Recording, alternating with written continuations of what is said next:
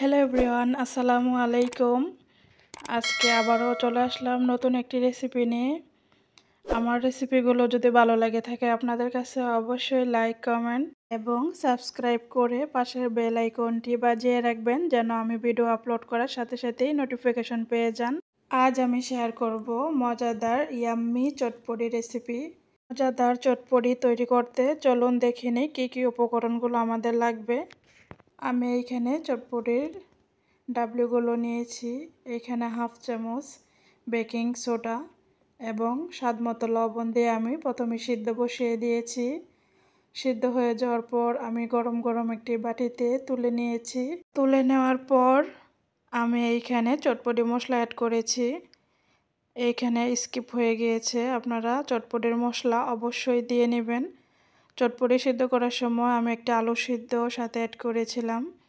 এখন আমি পেঁয়াজ কুচি, ধনিয়া পাতা কুচি, কাঁচামরিচ কুচি, পেঁয়াজ কাঁচামরিচগুলো আপনারা আপনাদের পছন্দ অনুযায়ী কম বেশি করে দিতে পারেন। তো এখন আমি অ্যাড করে দিচ্ছি উপরে ধনিয়া পাতা কুচি। ধনিয়া পাতা কুচিটা উপরে অ্যাড করে দিয়ে এখন আমি দিয়ে দিব সিদ্ধ করে নেওয়া একটি ডিম। গ্রেট করে আমি পুরোটাই এইখানে অ্যাড করে দিচ্ছি। ডিমটা গ্রেট করে দিলে খুবই সুন্দর লাগে দেখতে, খেতেও অনেক ভালো লাগে। আপনারা অবশ্যই ডিমটা অ্যাড করবেন। এখন আমি অ্যাড করে দিব উপরে চটপটির মশলা। চটপটির মশলাটা সব কিছুর উপরে দিলে সুন্দর একটি ফ্লেভার আসে, খাওয়ার সময় দেখতেও খুবই ভালো লাগে।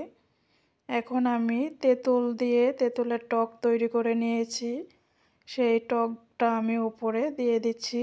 এই তো সবশেষে পছন্দ অনুযায়ী টকটা অ্যাড করে আপনারা চাইলে পছন্দ অনুযায়ী উপরে ফুচকা ভেঙে দিয়ে পরিবেশন করতে পারেন। আজ এই পর্যন্তই, কথা হবে আবারও নেক্সট ভিডিওতে। সবাই ভালো থাকবেন, আল্লাহ হাফেজ।